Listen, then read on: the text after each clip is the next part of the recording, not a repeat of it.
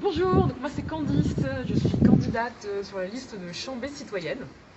Et aujourd'hui je voulais vous parler du commerce et plus spécifiquement du commerce de centre-ville et de proximité. Donc pour nous en fait, la préservation de ce type de commerce, c'est une mesure centrale au sein de notre programme. Et c'est aussi une mesure centrale, une condition nécessaire à la réalisation de nos objectifs en matière de transition écologique. Donc en fait, on a tout un tas de mesures qui concourent à préserver le commerce de centre-ville. Je ne vais pas toutes les lister ici parce que sinon ça nous prendrait du temps. Par contre, on peut les résumer par grandes catégories. Donc on a d'une part toutes les mesures fortes et concrètes qui nous permettent de soutenir l'économie locale dans différentes actions. Parmi celles-ci, on a l'idée de soutenir la monnaie locale, qui est l'ELEF.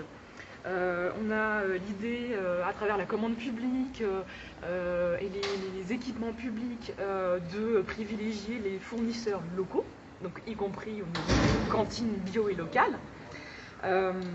Et puis on a tout ce qui concourt à mettre en réseau les entrepreneurs locaux.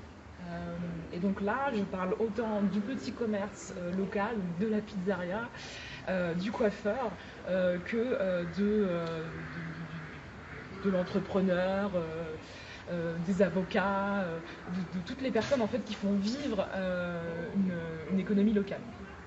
Voilà. Après, deuxième grande catégorie, c'est ce qui permet d'améliorer l'attractivité du centre-ville. Et donc là, il s'agit d'améliorer en fait, globalement le cadre de vie.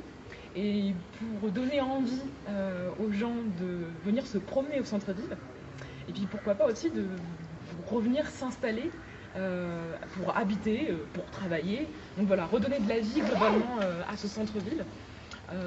Donc l'idée c'est de travailler sur l'espace public, de remettre des bancs, remettre des arbres, des îlots de fraîcheur, de la verdure, d'encourager les initiatives qui permettent par exemple d'avoir une forme de culture de rue.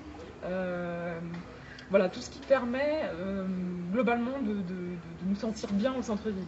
Et puis la troisième grande catégorie d'action, c'est ce qui permet c'est l'idée de mener une politique d'aménagement du territoire et d'agglomération qui soit vraiment cohérente et donc à la hauteur des enjeux écologiques, économiques et sociaux qu'on doit mener aujourd'hui.